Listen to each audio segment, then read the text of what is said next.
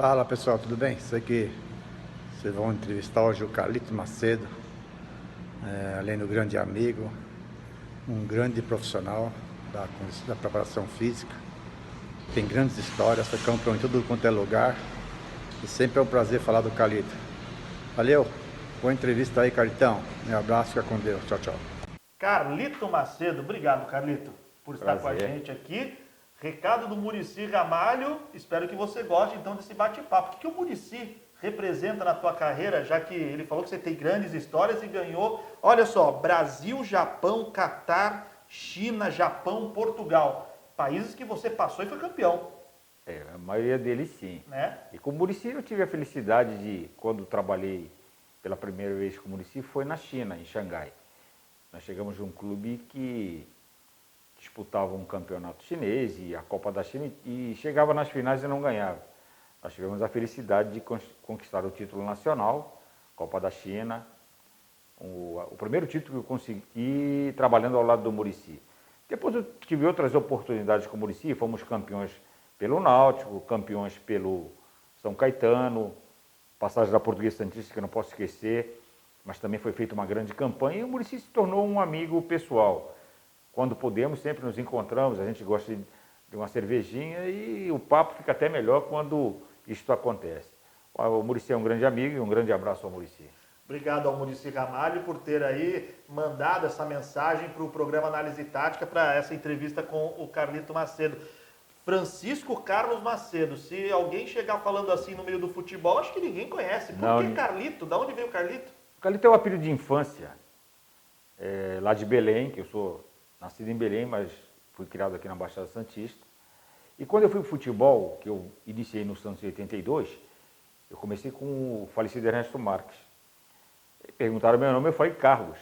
Só que dentro do elenco da equipe infantil, existiam alguns garotos de Vicente Carvalho que já me conheciam e me chamavam de professor Carlito. E o velho incorporou, o velho Ernesto, incorporou isto e começou, e eu acabei ficando conhecido dentro do próprio Santos. Depois a carreira progrediu e não teve jeito de mudar. Às vezes a minha esposa fala, apelido não é muito bom, mas eu não sei se infelizmente ou felizmente, para mim, acabei ficando com o Carlito Macedo e permaneceu, graças a Deus, a coisa está rolando até o presente dia com o meu apelido de infância. Que é carinhoso, né? Não é Sim, aquele tipo justamente. que quando você não gosta, aí que pega mesmo. Eu né? tinha, o irmão da minha mãe era um viajante, ele trabalhava no Lloyd Brasileiro, o antigo Lloyd Brasileiro. E ele falava, Carlito é Carlos em espanhol, né? E ele me chamava de Carlito, isso foi ficando e nunca mais eu consegui tirar.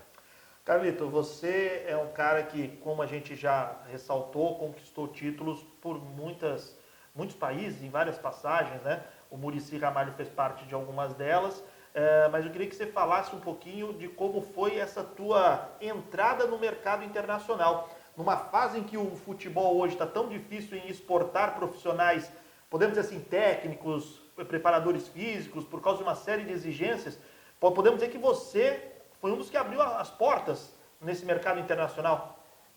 O que acontece é o seguinte, o relacionamento te abre muitas portas. E no ano de 1989, o Júlio Espinosa, que havia trabalhado comigo no Santos, na realidade, quando eu subo para o profissional, eu subo para ser auxiliar do Júlio Espinosa. Ele era o preparador físico, Carlos Castilho, saudoso Carlos Castilho, era o treinador, e o Júlio era o preparador físico, aliás, um dos melhores preparadores físicos que eu conheci. O Castilho sai e o Júlio assume como treinador interino. E o time cresceu. Acabou conquistando o primeiro turno do Campeonato Paulista de 86. E eu fui efetivado como preparador principal, a minha primeira passagem no time principal do Santos. Eu já tinha 4 ou 5 anos de base e passei ao profissional em 86. O Júlio foi para a Toyota em 88 e 89. E eu estava na Inter de Limeira, saindo da Inter. E o Júlio me convida para ir trabalhar em Shimizu, no Shimizu. Foi ali que começou a minha peregrinação pelo mundo. Graças a Deus conseguimos títulos lá no Japão e essa foi a primeira passagem. A segunda passagem, Aí já no ano de 93, uma outra pessoa muito querida, um outro profissional maravilhoso, com quem trabalhei várias vezes, Carlos Roberto Ferreira Cabral, Cabralzinho. Vice-campeão brasileiro também. Vice-campeão brasileiro e todo mundo. O Santista, eu particularmente, eu não gosto muito de lembrar e falar vice-campeão. No meu eu acho que nós fomos campeões. O Santista tem isso como norma, que o Santos ganhou aquele título, mas passou. Então, voltando ao Cabral, o Cabral estava acertando com o Al Rayyan do Catar e me levou, eu fiz a temporada 93, 94. Um ano e pouco no Catar, retornei ao Brasil, retomei minha carreira. No ano de 98, aí entra o Muricy. O Muricy estava na China. Na realidade, com o Muricy começa uma situação antes, conversando para ir para o Japão, o Avispa Fukuoka. Falamos numa segunda-feira, na terça-feira eu fui à praia, tinha um futebol lá de uns amigos, eu passei na praia para assistir o futebol, mas como cara eu entrei, quebrei o braço. Nossa. Não fui para o Japão. E o Muricy também acabou não indo, foi para a China, para o Xangai Shanghua, e me convida. Aí ali começa a minha carreira junto com o Muricy. Fomos campeões na China, fiquei até 99, o Muricy voltou para o Brasil por motivos pessoais e até de família, aí eu conheço o Lazzaroni. Que é outro profissional que você Justamente. tem também uma história muito bacana, né? Aí eu conheço o Lazzaroni, que tinha sido contratado para o lugar do Muricy, e os dirigentes chineses pediram ao Lazzaroni que não gostariam de trocar o preparador, porque estava totalmente adaptado ao clube e à cultura chinesa, propriamente dita. Ganhamos também títulos, eu e Lazzaroni. Volto para o Brasil para trabalhar com o Muricy de novo, aí já 2000. Português Santista, vou ao Náutico com o Muricy campeão no Náutico. O Lazzaroni vai para o Japão, para o Yokohama Marinos. Fala com o Muricy e eu vou para o Japão, campeão de novo no Japão. Aí ficamos até 2002. De 2002 eu fui para o Kuwait com o Lazzaroni, 2003. Mas no Kuwait eu não completei meu contrato total, porque tive um problema de saúde, retornei ao Brasil, novamente com o Muricy. Campeão paulista. Campeão paulista. Vou para o Juventude, logo a seguir. Fiquei 2005, 2006 Fluminense. Carlito, e com o Sebastião Lazzaroni também teve Europa, né? Você foi para o Marítimo de Portugal com ele, é isso? E lá vocês também conseguiram, não foi um título, mas o objetivo foi alcançado. Sim, já havia passado pela Turquia antes do Marítimo. O objetivo do Marítimo é a classificação para as competições europeias. E nós conseguimos classificar para a Copa da UEFA, que hoje é Liga Europa. As mudanças de nomes às vezes até confundem. Mas foi um momento bom e logo a seguir, de Portugal, nós fomos para o Catar. E no Catar, dentro do Catar Clube, nós conseguimos alguns títulos nacionais. Fomos para a seleção, ficamos uma temporada na seleção. Infelizmente não se conseguiu a classificação para a Copa do Brasil, o Mundial do Brasil, por motivos que nem vale a pena ressaltar. Retornamos ao clube, ficamos mais 2 temporadas e outra vez conseguimos outro título nacional. E ao final do contrato eu retornei para o Brasil a convite do Santos e o Lazzaroni ainda deu uma continuidade na carreira dele dentro do Qatar Esporte Clube. Bom, a história é vasta, você já percebeu, né? O Carlito tem muita história, isso que ele só está contando assim de forma, podemos dizer, superficial. Não estamos entrando para saber aquelas resenhas de bastidores e tudo mais. Mas temos mais um convidado. Acompanhe aí, quem que vai fazer a pergunta para o Carlito Macedo? Alô, rapaziada. Quem está falando aqui é o Marcelo Fernandes, ex-treinador do Santos Futebol Clube. Queria primeiramente agradecer ao Felipe Camargo e ao Caio Couto, esses profissionais de primeira linha, tanto no jornalismo como o Caio, treinador de futebol, um cara que dispensa comentários, ao convite que me fizeram para falar dessa pessoa maravilhosa que é o Carlito Macedo. Além de pessoa maravilhosa, é um baita de um preparador físico, um cara que dispensa comentários por onde passou, ganhou tudo que é título possível a um preparador físico. E é um cara que me ajudou muito, não só eu, como toda a comissão técnica, todos os jogadores, na conquista do título de 2015 pelo Santos Futebol Clube do Campeonato Paulista. Então eu queria realmente agradecer por essa oportunidade de falar de uma pessoa tão capacitada e tão ímpar que existe no futebol, que é tão difícil, né? A gente ter pessoas do quilate do Carlito. E mandar um grande abraço a ele e parabéns aí por levar ele no programa Análise Tática, esse programa que eu já tive o prazer de participar e realmente é muito legal.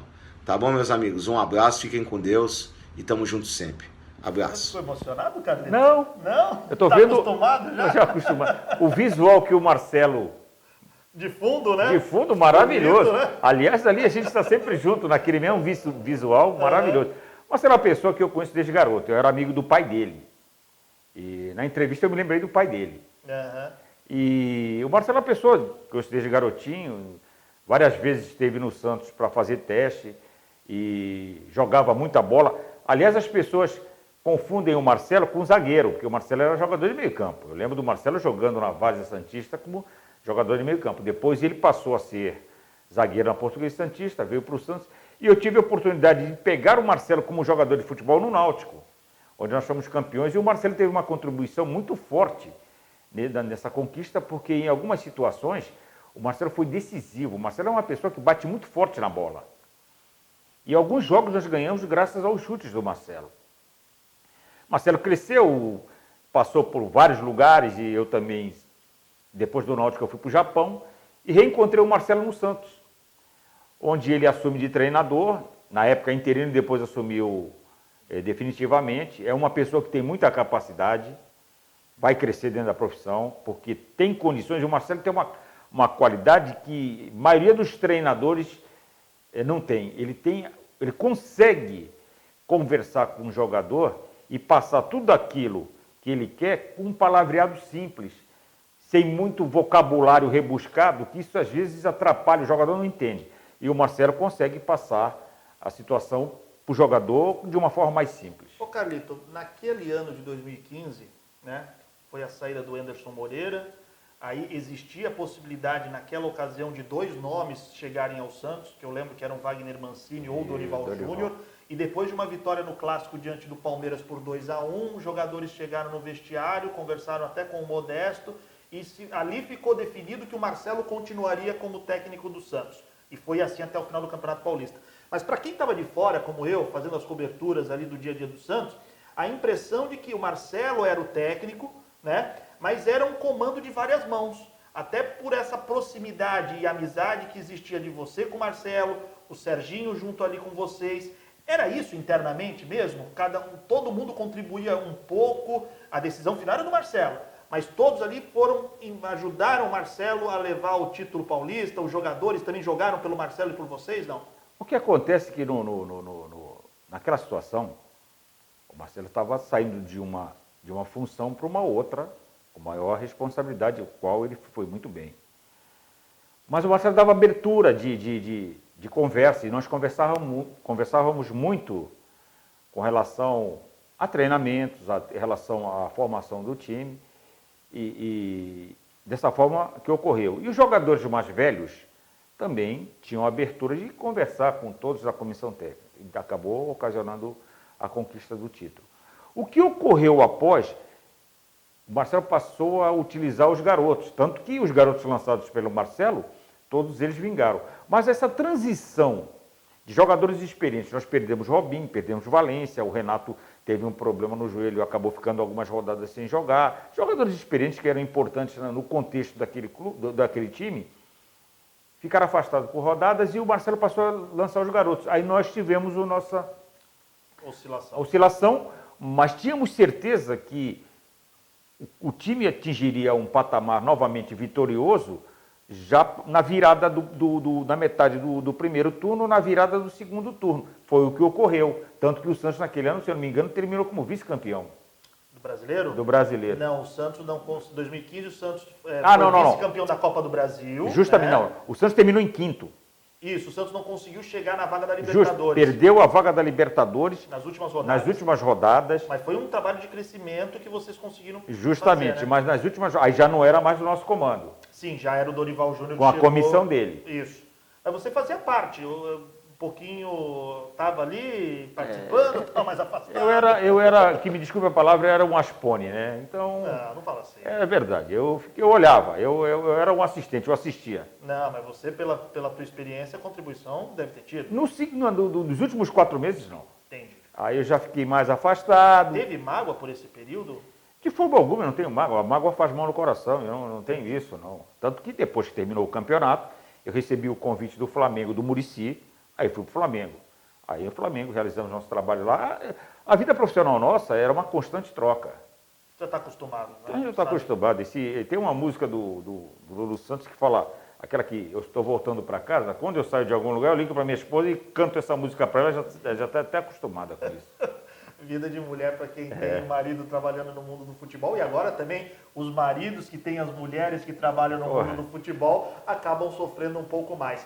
Eu vou fazer o seguinte, vocês perceberam que o meu bate-papo com o Carlito foi mais sobre a carreira dele, contando das conquistas, mas nós vamos nos aprofundar um pouco mais, a parte tática, como que o Carlito gosta de fazer os seus trabalhos junto com alguns treinadores, né? Como é que foi esse trabalho, mas isso eu já passo a bola para quem entende um pouco mais do que eu.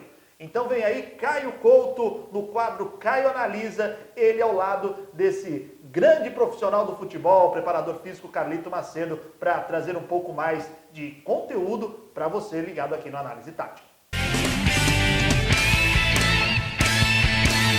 Estamos de volta com o nosso convidado Carlito Macedo. E Carlito, antes de nós irmos para a prancheta aqui, uma pergunta que não poderia faltar. Você trabalhou com inúmeros técnicos do futebol brasileiro, renomados até internacionalmente. Como você vê essa entrada dos treinadores estrangeiros hoje no Brasil, né? Exemplos de Jorge Jesus e Sampaoli? Importante, o intercâmbio ele é salutar para qualquer situação. Como os brasileiros também saem do país, já saímos diversas vezes para o mundo árabe, Japão, onde os brasileiros atuaram mais. Até na Europa já tivemos treinadores importantes trabalhando por lá. É importante que essa troca de informações hoje em dia faz com que o futebol fique mais dinâmico. Mas de verdade, você vê no trabalho propriamente dito diferença entre esses treinadores e os brasileiros? Filosofias diferentes, algumas filosofias. O Brasil não pode perder a essência do nosso futebol, mas a modernidade ela tem que ser acrescentada para que a gente consiga manter o nível que sempre tivemos no mundo internacional. Agora, Carlito, eu vou trazer aqui para a tua seara, que é a preparação física. E quem nos acompanha nem sempre tem um conhecimento técnico, né, grandioso como é o seu profissional. Para que eles entendam um pouquinho mais sobre preparação física no futebol, quais seriam as valências físicas necessárias para um atleta de futebol estar apto a disputar em alto nível? Bom, a gente fala de uma maneira mais simples, eu não vou falar o termo técnico, o jogador tem que ter uma resistência física, ele tem que ter força, tem que ter velocidade e potência muscular. Isso a gente trabalha ao longo da temporada, principalmente na pré-temporada, a gente faz a base. E a partir daí, a gente vai dando a sequência de acordo com a programação de campeonato que temos. E dentro dos trabalhos do dia a dia, quando existe tempo, hoje o futebol mudou muito. Não pode se ficar só na parte física, você é obrigado a trabalhar junto com a parte técnica e tática, procurando dar intensidade para que esses jogadores consigam estar adaptados em realização dos movimentos do jogo. E aí, Carlito, eu vou pegar um gancho na tua própria fala. Você falou uma coisa, hoje no futebol a gente conhece chamada intensidade, cada vez mais, né? Mesmo para quem é leigo no futebol, ele escuta a palavra intensidade, né? O time A joga com muita intensidade, o time B tá pouco intenso e por isso perde. E a verdade é, o campo continua do mesmo tamanho. Justamente. O que está mudando é a capacidade física dos atletas. Tranquilo. E isso influencia no teu planejamento, quando você senta lá com o treinador, a comissão técnica inteira, início de temporada, eu sou o técnico, trabalho com o tio Carlito, eu preciso ter um time intenso. E aí, o que a gente faz? Qual é a mágica? Como eu te falei, tem um planejamento e a cada momento do andamento da temporada vai sendo executado o trabalho que estava determinado para aquela situação. Os treinadores hoje procuram trabalhar muito os setores das equipes para que eles estejam totalmente adaptados quando a situação de jogo ocorrer, ele já tenha o conhecimento do que pode fazer daquele momento. Eu vou te dar um exemplo aqui, ó. Por exemplo, começamos com a defesa. Normalmente os treinadores posicionam os defensores, alguns treinadores que eu trabalhei, posicionam os defensores, por exemplo, eu vou pôr os quatro defensores. Uma linha de 4, temos uma primeira linha de 4 aqui. Primeira linha de 4, não se trata do esquema. O que ele faz? Para que esses jogadores tenham uma adaptação em cima de posicionamento e antecipações, ele posiciona os atacantes, põe as bolas, eles lançam as bolas, ora na direita, ora no meio. Aí depende muito do treinador. Essa bola, ela é rebatida, os atacantes daqui recebem essa bola e partem com ela dominada para cima dos defensores que saem para tentar desarmar esses atacantes. com o goleiro colocado no seu devido lugar, os atacantes tentam triangular e até driblar para a execução da finalização. O que está trabalhando aí? O mano a mano, às vezes, chega no mano a mano, a jogada triangulada, a jogada de tabela, todas as valências do futebol, da parte técnica e tática. E a defesa, o posicionamento para neutralizar esse tipo de ataque. Isso é um tipo de situação. E aí vem um complemento na tua resposta que eu vou te fazer a pergunta. Você acabou de falar, eu vou trazer um pouquinho porque eu mais entendo, né? Na parte defensiva, digamos assim, esses caras aqui, além do confronto que você falou do 1 a 1, eles também estão trabalhando um posicionamento, uma cobertura da linha. Os jogadores de frente não estão triangulando, estão trocando de posição para dificultar esses caras. E em termos práticos, nas valências físicas, para quem nos acompanha, o que esses caras vão estar trabalhando aqui e o que esses caras estão trabalhando? Velocidade do movimento no espaço curto, velocidade de cobertura, todo tipo de velocidade num espaço mais curto. Porque esse aqui é um espaço diminuto, onde todo mundo é obrigado a marcar e, ao mesmo tempo, cobrir o setor que a bola está sendo trabalhada. É o espaço curto, aquela velocidade de reação rápida. Isso está sendo trabalhado. E se dá muita intensidade, que a bola não pode parar. O treinador fica na cobrança disso aí. Isso é uma das situações. Existem outras variáveis nessa situação. Cada um tem uma forma de trabalhar esse tipo de situação. Mas a intensidade é grande e é um movimento do jogo. Isso é muito importante. O Carlito, uma pergunta. A grosso modo, né, hoje a gente tem aí, não só, são diversos departamentos que trabalham junto com você, como preparador físico. É o departamento médico como um todo, é fisiologista. Hoje a gente tem aí os jogadores, normalmente eles vão para campo, né, com o GPS. E aí a gente tem aquela situação que acabou o jogo, o jogador X percorreu 12 quilômetros, percorreu 10, 11, mas a gente sabe que são 12 quilômetros em velocidades diferentes, né? Justamente. Ou trotando, alternâncias, sprint, coisas do tipo. A minha pergunta é, conforme a posição desse atleta no campo, ele é lateral, ele é um atacante mais centralizado de área, ele é um zagueiro, ele é jogador de meio de campo, você, dentro do teu trabalho, junto com a comissão técnica, você prioriza determinada valência física para esse atleta? Cada jogador vai ter a sua de acordo com a posição sua dele, capacidade.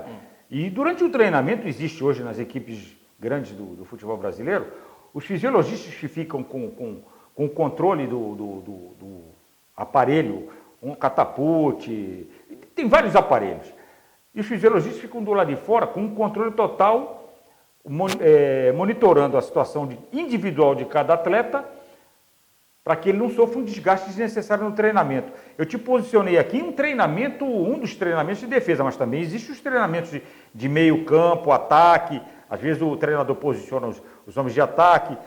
Hoje a gente utiliza muito jogadas pelo lado, com passagens de laterais, infiltração de meias, passagens de laterais por dentro, e a bola metida na área para a chegada dos atacantes, cabeceando ou finalizando. E sempre se coloca uma bola aqui atrás, a gente coloca, digo isso pelo que eu trabalhei, eles metem a bola de trás para chegar na entrada da área, para que o homem de meio de campo finalize no gol das intermediárias, que pouco acontece no futebol brasileiro hoje, finalizações de fora da área. A gente procura acentuar isso, sempre dando ênfase a uma intensidade alta, para que ele, durante o jogo, já esteja condicionado ao movimento. Carlito, não me alongando muito, mas mais uma pergunta. Calendário brasileiro, né, a gente sabe qual é o nosso clima, né, e normalmente o número de jogos que uma equipe pode vir a participar ao longo de uma temporada. Eu estou falando do alto nível, que, né, são os grandes torcedores dos grandes clubes do Brasil.